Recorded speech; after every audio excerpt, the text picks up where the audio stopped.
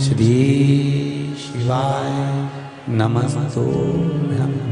शिव की आराधना, एकांत में रखे हुए शिव का पूजन 3 चीजें देता है। बहुत अच्छे से समझ लेना इनका एकांतेश्वर महादेव की कथा। एकांत में रखा हुआ शिवलिंग, एकांत में रखे हुए शिव जी की पूजन 3 चीजें देती है। पहला, हमारी उम्र बढ़ाती है। दूसरा, बड़ी बीमारी शरीर में एकांत का शिवलिंग कभी नहीं आने देता। और तीसरा, हमारे जीवन में कभी वैभव की, सत्ता की और लक्ष्मी की कमी नहीं आने देता। यह एकांतेश्वर है। एकांतेश्वर का मतलब क्या है? जो एकांत में बैठा हुआ है, अलमस्त।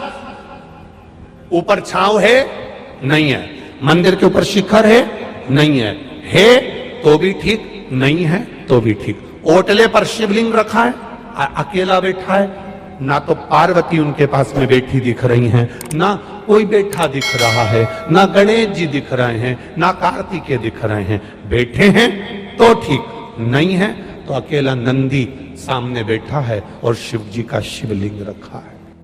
याद रखिए, कोई काम करने के लिए जा रहे हो, 50 बार विचार कर लिया और वो काम नहीं हो रहा, बहुत प्रयास है और काम नहीं हो रहा, तो कुछ ना करिए, बढ़ के पेड़ के नीचे जाइए, एक पान के पत्ते के ऊपर बालू रेत का शिवलिंग बनाइए। काय का शिवलिंग बनाना है? जम के बोलिए, बालू रेत का शिवलिंग बनाकर उस पे 3 चम्मच दही, थोड़ा थोड़ा सा 3 बार दही चढ़ा दीजिए और अपने मनोकामना कर उसी दही को उठाकर लाकर अपने घर के दरवाजे पर स्वस्तिक बना दीजिए। मात्र 1 महीने के अंदर आपका वो काम सफल हो जाएगा, जिस काम के लिए आप इतने समय से फिर रहे हैं। भटक कौन सा महादेव? इसका नाम लेना है वटकेश्वर महादेव। 7 स्थान शिवलिंग के बताए हैं जहां पर भूल से भी अगर कोई चंदन की उंगलियां लगा देता है, 7 स्थान ऐसे हैं जहां चंदन की मात्र उंगलियां लगा देने से ही शिव पितृलोक के पितरों को मुक्ति प्रदान करके वैकुंठ लोक का निवास दे देते हैं। 7 स्थान।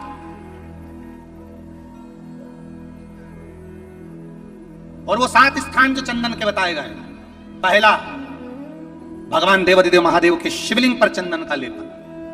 समझ लेना जरा बहुत अच्छे से। आपको लगता है स्वप्न में कोई मुर्दे दिख रहे हैं, या कोई जल रहा है, या कोई मर रहा है, या कोई चला गया है, ऐसा भय लगता है, बच्चों को मानी भेजूंगी ऐसा हो जाएगा, पति को मानी भेजूंगी ऐसा हो जाएगा, कोई हमारे कोई गलत तो नहीं कर रहा है, आपको लगता है। 7 स्थान चंदन के बताएं महाराज। पहला शिवलिंग। दूसरा, जहां गणेश जी का स्थान है, मालूम है ना सबको? जम के बोलो जरा, मालूम है ना सबको? जहां गणेश जी का स्थान है वहां अलग से गणेश जी बैठे, वहां नहीं। शिवलिंग में जलाधारी के ठीक सामने राइट में गणेश, लेफ्ट में कार्तिकेय, बीच में अशोक सुंदरी। तो पहला चंदन बाबा के शिवलिंग पर, दूसरा गणेश जी पर चंदन की उंगली, तीसरा सदानंद कार्तिकेय पर चंदन की उंगली, चौथा अशोक सुंदरी पर चंदन की उंगली, 5वां जलाधारी पर चंदन की उंगली, छठा जो शिवलिंग का जल बह रहा है इसके ठीक विपरीत की ओर चंदन की उंगली, और 7वां चंदन नंदी के मस्तक के ऊपर जो 2 सींग लगे रहते हैं उस पर चंदन की उंगली। ये कब लगाई जाती है? या तो अमावस्या के दिन। आपको लगता है कि हमारे पूर्वजों का उद्धार नहीं हुआ, हमारे पूर्वजों का कल्याण नहीं हुआ, कहीं अधोगति में कोई चला गया है, उसका बस एक बार, रोज नहीं जरूरत है, प्रतिदिन जरूरत ही नहीं,